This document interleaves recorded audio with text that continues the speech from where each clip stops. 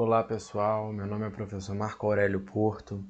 Vamos iniciar o nosso curso sobre gestão e fiscalização de contratos, obrigações, liquidação de despesa, responsabilidades do Tribunal de Contas da União. Pessoal, o nosso curso, antes de adentrar no ponto específico de gestão e de fiscalização de contratos, é imprescindível abordar alguns temas sobre licitações e sobre contratos, sobre o que é o processo licitatório, né? Então, pessoal, vamos, sem mais delongas, iniciar a nossa aula abordando o conceito de licitações e contratos.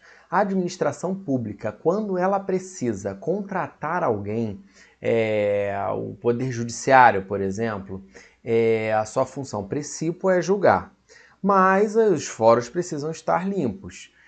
A limpeza dos fóruns é feita por meio, em regra, de uma empresa terceirizada. E como que a administração faz? Ela vai lá no particular e fala, eu quero alguém para vir aqui trabalhar. Não, não é assim que funciona. Então, a administração ela precisa de um processo administrativo onde existirão um conjunto de atos administrativos que, ordenados por meio de um procedimento, irão culminar a uma licitação pública. Por isso que esse conjunto ordenado de atos se chama procedimento licitatório, que está dentro de um processo administrativo. Perfeito? Esse procedimento, ele pode estar regido por uma lei, que é a Lei 866 de 93, pela 14.133 de 2021, ou pela lei do RDC, como nós vamos ver, e outras normas. Então, o que a gente precisa ter em mente é que a licitação pública é o procedimento administrativo utilizado pela administração pública e demais pessoas indicadas por lei, por meio do qual é selecionada a proposta mais vantajosa, ou, melhor dizendo, a proposta apta a gerar o resultado de contratação mais vantajoso para a administração, mediante critérios que garantam a isonomia dos concorrentes. E o final desse procedimento licitatório é a celebração de um contrato ou a obtenção de um resultado, de um melhor trabalho técnico, artístico ou científico.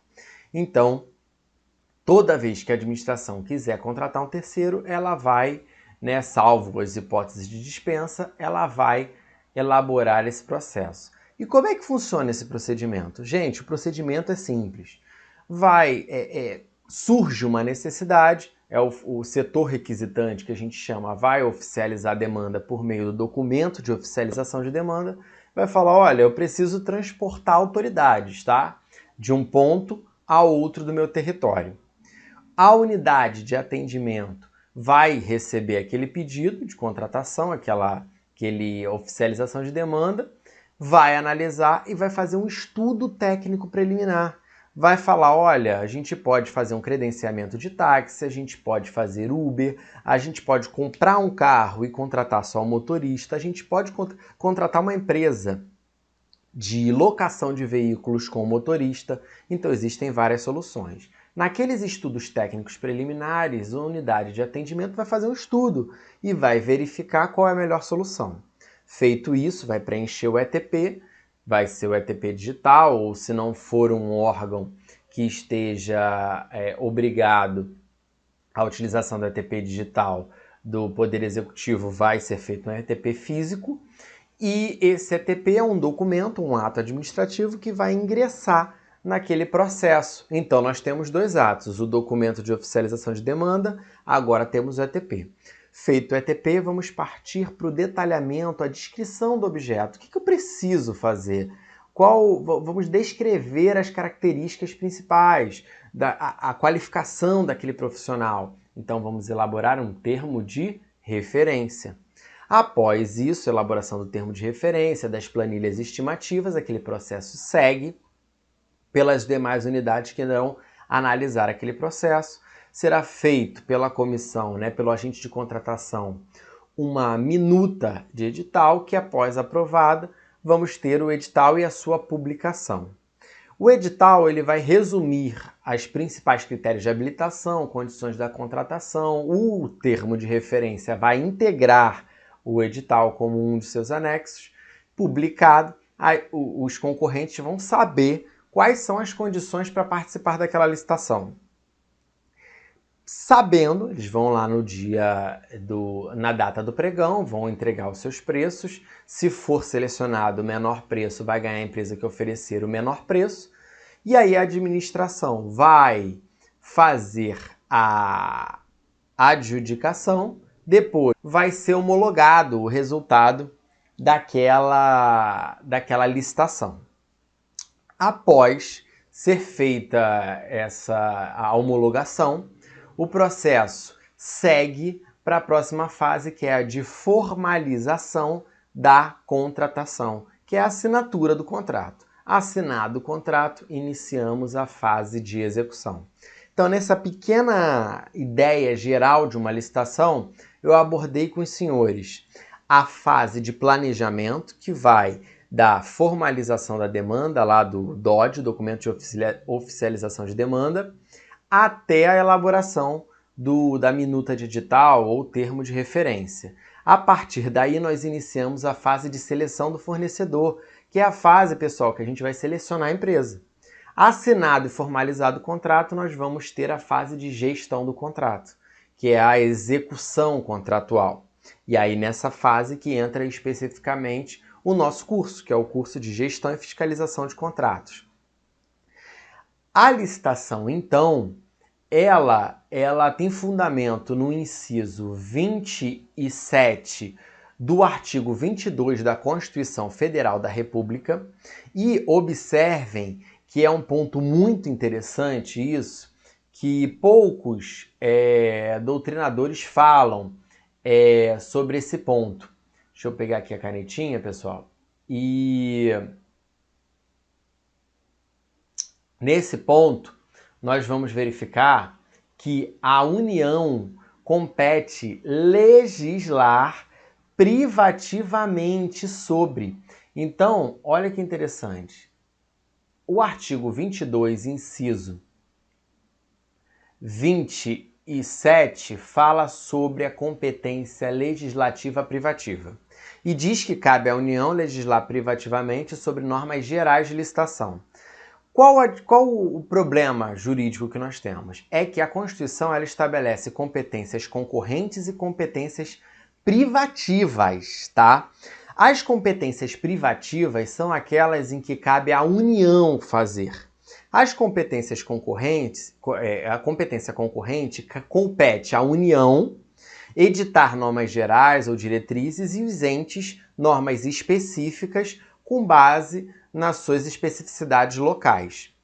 Ocorre que o inciso 27 do artigo 22 diz que cabe à União privativamente, olha aqui, privativamente, legislar sobre normas gerais de licitação e contratação. Se é normas gerais, cabe ao Estado editar normas específicas. Então, há um erro de nomenclatura na Constituição. Esse inciso deveria estar na competência concorrente e não na competência privativa, já que cabe aos estados editar normas especiais. Então, esse é um caso de competência privativa, onde subsiste competência do estado e do município para editar normas específicas, tá? Essa é a competência legislativa para tratar sobre licitação. Mas o âmago, digamos assim, a essência da licitação vem do inciso 21 do artigo 37, que dispõe que, ressalvados os casos especificados na legislação, as obras, serviços, compras e alienações serão contratados mediante processo de licitação pública, que assegure, olha aqui o nosso conceito, condições de igualdade a todos os concorrentes, com cláusulas que estabeleçam obrigações de pagamento, mantidas as condições efetivas da proposta nos termos da lei, o qual somente permitirá as exigências de qualificação técnica e econômica indispensáveis a garantia do cumprimento das obrigações. Então, esse é o arcabouço normativo da Constituição para fins de licitações.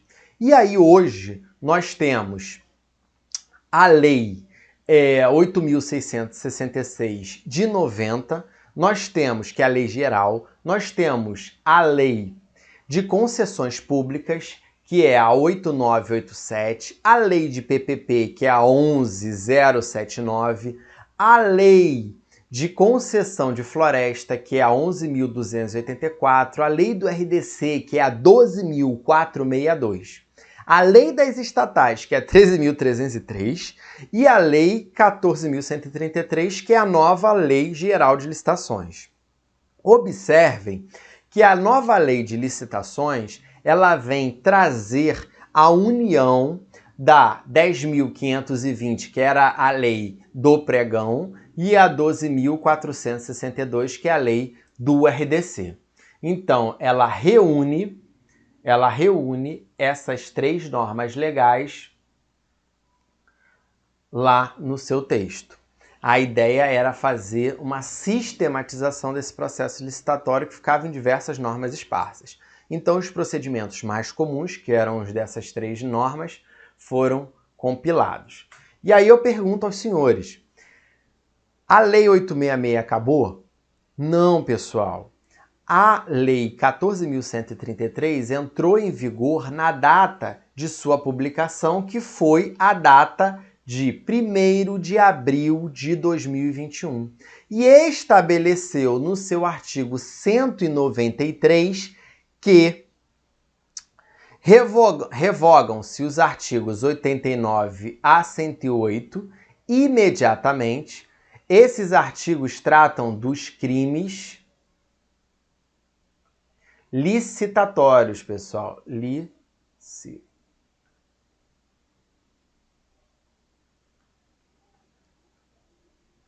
Dos crimes licitatórios. Esses crimes foram revogados da Lei 866 de 93 e foram inseridos no Código Penal. Então, essa parte já está vigente.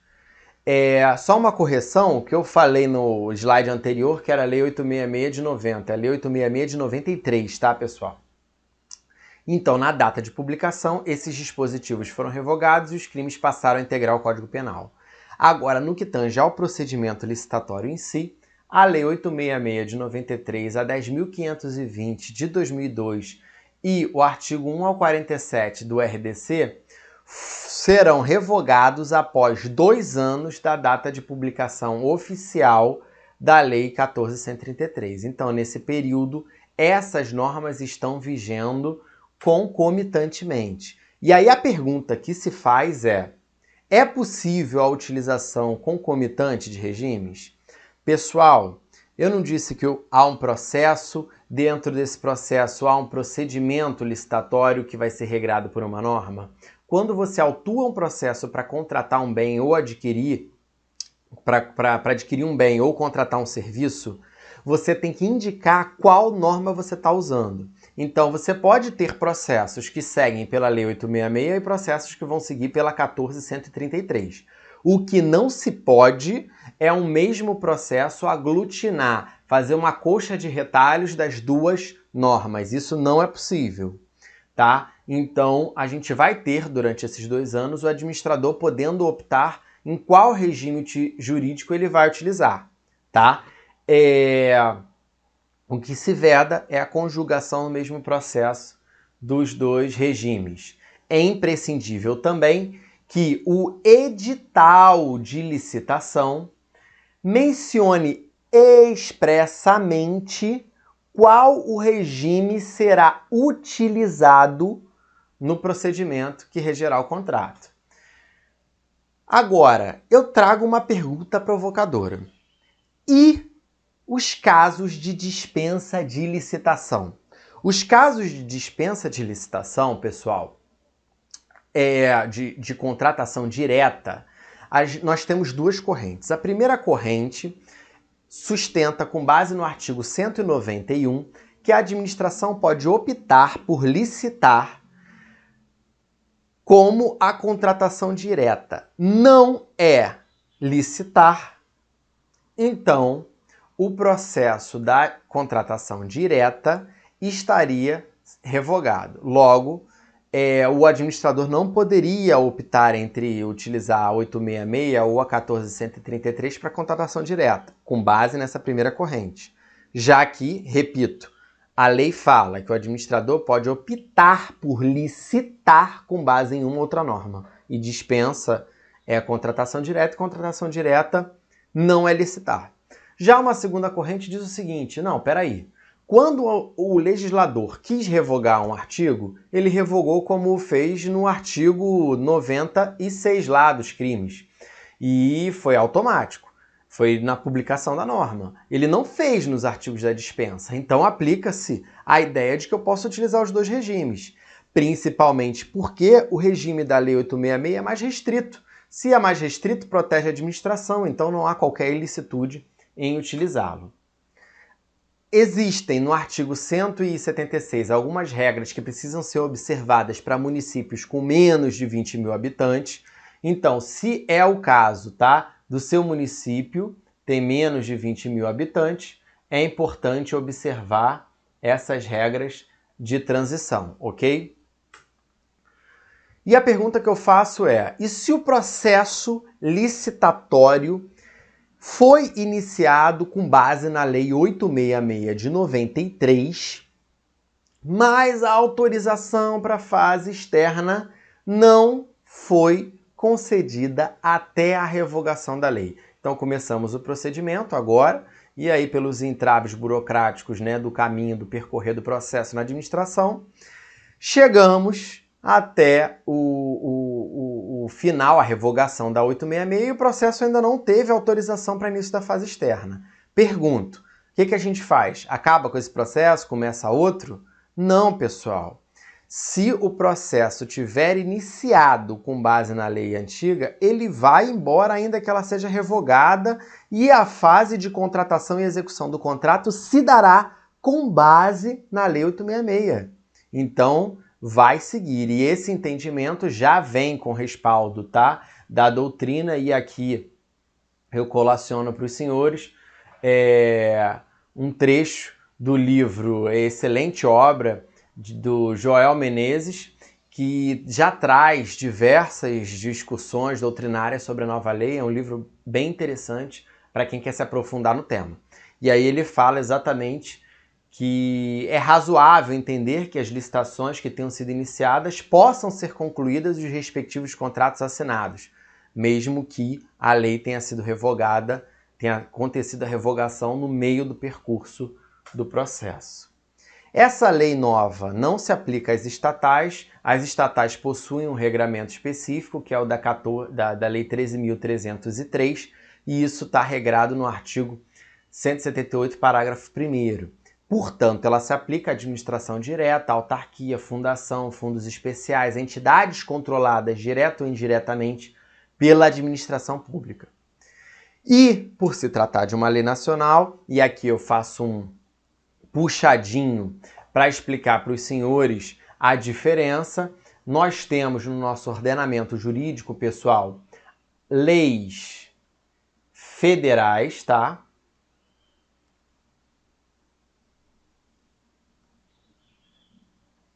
E leis nacionais. Você sabe a diferença? Você sabe qual é a diferença entre elas? A lei federal é uma lei editada pelo Congresso Nacional que possui aplicação sobre a União. Por exemplo, o Plano de Cargos e Salários dos Servidores do Judiciário. É uma lei editada pelo Congresso Nacional, mas que se aplica aos servidores do Poder Judiciário da União. Não vai se aplicar aos estados. Já uma norma nacional, Lei 14.133, é aquela editada pelo Congresso Nacional que possui aplicação sobre todos os entes, estados e municípios. Lembrando que é uma norma geral e que os estados podem editar normas específicas que não conflitem com aqueles dispositivos gerais. Não se submetem, o artigo 3º vem trazer, né, que os contratos de operação de crédito, interno e externo, gestão de dívida pública, não vão se submeter ao âmbito da nova lei, assim como os procedimentos desenhados em legislação própria, como eu já disse, da Lei 13.303, que é a lei das estatais. As repartições públicas sediadas no exterior, sejam embaixadas ou repartições consulares, também vão possuir uma regulamentação específica que vai ser editada pelo ministro de Estado e portanto, pelas peculiaridades locais, não vai ser aplicado, tá, pessoal? Não vai ser aplicado a nova lei sobre essas repartições. E aí, para encerrar esse primeiro bloco, pessoal, esse primeiro bloco a gente trouxe um apanhado geral, tá? Da nova lei de licitações e contratos, a ideia de licitação, o conceito, como que a gente inicia até chegar no contrato, as etapas. E como esse curso ele é específico para gestão e fiscalização de contratos, a gente precisa ter em mente que quando a gente formaliza o contrato, a empresa vai executar. Mas eu preciso que alguém confira se vai existir aquela execução para que eu possa pagar. Vai que a empresa assina o contrato e ela não vem prestar o serviço, correto? Beleza. E aí, pessoal, o que a gente precisa ter em mente é que quem vai fiscalizar essa execução? O fiscal do contrato. E a lei 8.666 não desenhava figuras diferenciadas, só falava genericamente de fiscalização, assim como o artigo 117 da nova lei de licitações. Eles não trazem as figuras que vão ser responsáveis por fazer a fiscalização da execução do contrato. E aí nós vamos nos valer da Instrução Normativa 05 de 2017, que ainda está vigente, e os dois dispositivos de ambas são similares. Olha, o artigo 67 fala que a execução do contrato vai ser acompanhada e fiscalizada por um representante especialmente designado. Aí a nova lei, no artigo 117, diz: a execução do contrato vai ser acompanhada e fiscalizada por um ou mais fiscais, essa é a diferença, representantes da administração especialmente designados conforme requisitos estabelecidos no artigo 7º, que nós veremos mais à frente. E aí o que a gente vai ver é que nas duas normas há possibilidade para a contratação de empresa para prestar apoio à atividade do fiscal, e a gente vai entrar especificamente nesse ponto nas próximas aulas, mas o que eu queria deixar aqui com vocês é essa reflexão. Então, nos próximos pontos, a gente vai abordar quem é o gestor, quem é o fiscal técnico, o fiscal administrativo e o fiscal setorial, as atribuições de cada um, as responsabilidades dessas figuras. Vamos adentrar na responsabilidade subsidiária da administração na lei antiga e na lei nova, principalmente considerando os entendimentos, né, do Supremo Tribunal Federal e do próprio TST, tá? Agradeço a atenção de vocês até o presente momento e espero vocês na próxima aula, que vai estar bem interessante.